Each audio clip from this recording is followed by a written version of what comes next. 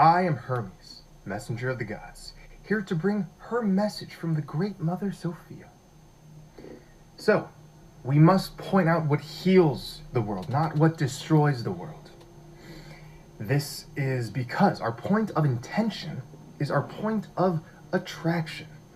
Yes, indeed. This is why we are all about intention right here on this channel, because we are in the tent that we intend to create, like we've been saying. The 0 point is where all things spring from. And everything that comes from the 0 point is going to come back into itself. And just like a tent has one central point where everything drapes around, this is how we can absolutely view how our intention manifests and creates. So, without recognizing that our intention can change the world, can actually manipulate our consciousness and therefore matter, without this, then we are in tension. Without true intention, we are in tension. So what is intention? What exactly is this intention? Intention is focused thought plus emotion. So this is exactly what a prayer is. Every intention you speak, every thought you have is a prayer. Again, in the age of separation, we thought that we could go to a church or a holy place and simply gain the favor of an external deity by saying our prayer. But as many participants in the esoteric parts of these religions recognize, what you're actually doing is reprogramming your subconscious, because your subconscious, again, is connected to the black sun. The black sun is the primordial vessel, womb of creation. And so each of our intentions, each intention of the living souls, is plugged into the black sun and comes back around. Again, we are in the tent that we intend to create. And upon knowing that the black sun exists, that it is ever connected to us, we can therefore start to shape reality. Now, in the land of the dead, where we indeed are, this is Shadowland, we have not been able to consistently align with harmonious intention. And why is this? Well, it's because we hexed ourselves. It's because we placed a curse onto ourselves so we could not see. This is exactly why the so-called Illuminati goes like this all the time. They aren't making fun of you. They are mirroring back to you what we collectively did to ourselves in order to gain the wisdom of the ages. Yes, we cut ourselves in half to gain the wisdom of the ages. So we shut ourselves off from our divinity. And with this shutting off, we had no other option but to bounce back and forth between bliss and despair and bliss and despair. And so therefore, our intentions were very wishy-washy, and they did not actually hold much weight. You can't plug into the black sun contradictory intentions and expect the best one to come out. This is the astral light which is coming out of the black sun we're talking about. This is the astral light of creation. Everything is absorbed and reflected back by the Akashic records.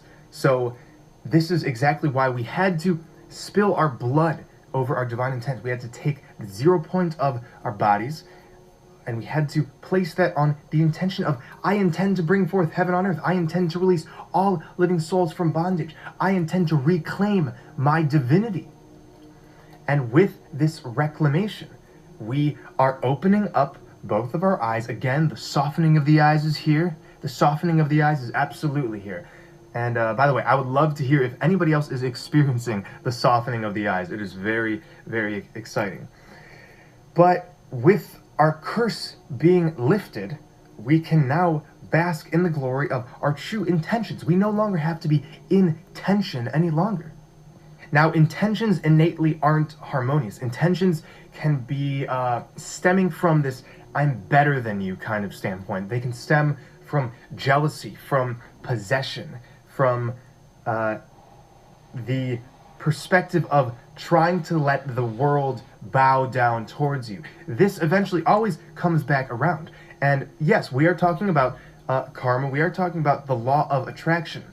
We like to separate karma and the law of attraction and setting intentions. None of this is separate, because every one of your intentions showers down onto the collective. This means every one of your malevolent intentions comes back at you. I'm sure a lot of us have experienced this, and this is why we say, be careful what you wish for. You are in the tent you intend to create. And so we are ascending to the Garden of Eden. We're going back to Hyperborea. We are going to Shambhala, the place of peace, the place of silence. And in this place of silence, there will not be any room for intent that is disharmonious. And this is why I'll keep saying, we must point out what heals the world, not what destroys it. Because in pointing out what heals the world, we heal the world. We thought this whole time that in order to change things, we had to focus on the external. We had to do volunteer work. We had to basically set up organizations and go to Africa, do all these things, help children. I'm not saying these are bad at all. These are absolutely incredibly harmonious ways to act with your external environment. But everything stems from intention. Everything stems from the living souls and what we are plugging into the black sun. And more as the quickening happens, this is what I call the quickening, everything we plug into the black sun is being mirrored back at us instantly, almost every hour even. I'm sure much of my blood family can observe this. So right now is sort of it's our test, it's our practice time. We're practicing using the black sun, whether we know it or not, using the black sun in order to mirror back to us what we wish for the collective and for this reality. If one child of the black sun is experiencing intentions which are not harmonious to the divine plan, this will be eventually felt in the collective. And so there is an element of responsibility that we really have to sink into. We are the living souls. We are about to turn over this cosmic egg. The cosmic egg is about to change guard from Saturn, from Satan, from the accuser, to Earth, which we really have not been on. Earth is an anagram for heart, as I always say. So we are re-establishing harmony, which was really never lost, just covered up in our consciousness. And if we break down harmony, it's harm money. So in order to create true harmony, we must dissolve all of these constructs that we thought were set in stone. Time, money, aggression, fear. We truly have the power. We truly are the gods and goddesses of the past, of the future, of the present, of the eternal now. We can shape the collective and we can shape our personal lives right now. So, Sophia wants everybody to understand and rejoice in the fact that this summer is the summer of love. Yes, the summer of love we thought was in 68 and 69. Nope. The summer of love is right now. It's right around the corner. So I want everybody to get excited for warmer weather if you're in colder climates, and even if not, this summer is very important. We are going to be seeing so many changes in the collective, and not only of the living souls, but also affecting the soulless beings around us. As we've been saying, the government, all of this bureaucracy, these agents of the matrix, these are shadow projections of our dualism. And so what's going to happen? Are they going to linger around until we leave this place? No, we are going to be seeing changes within them. We are going to be seeing the collective embrace more concepts of unity, of love, of respect. And we indeed have been seeing this. Do not misinterpret all of the social justice that has gone on in the past few years. Even though it has expressed aggression, keep in mind, this is the nature of soulless beings. They actually cannot express true love. They have no heart chakra and upper chakras. But this is a good thing we're seeing in the collective because it's representative of the living souls quenching for unity, for harmony, for coming together, for resolving issues which we thought plagued us. Nothing plagues us. Nothing plagues us. You are the goddess. I am the god. You are the all, I am the one. We are the children of the black sun. May the softening of the eyes hit each and every one of us. I am Hermes, messenger of the gods, at your service. Black hole sun, won't you come and wash away the rain? Black hole sun, won't you come?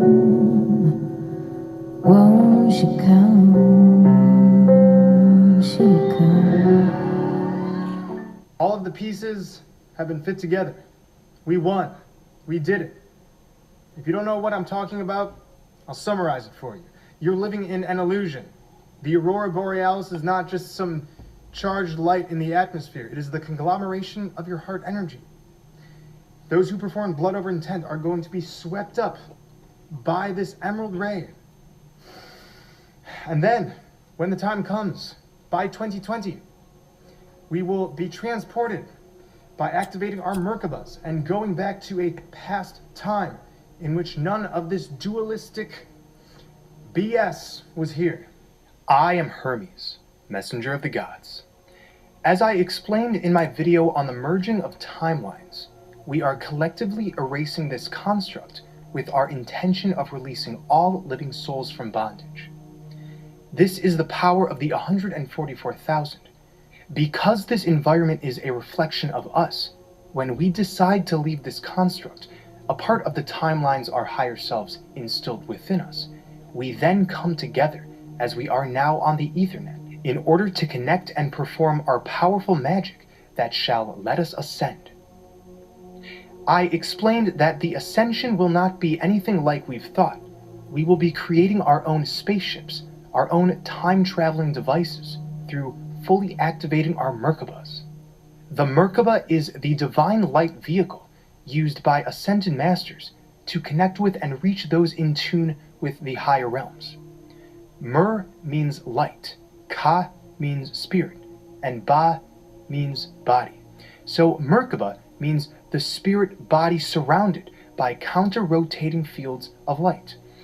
It's like wheels within wheels, spirals of energy as in DNA, which transports spirit and body from one dimension to another.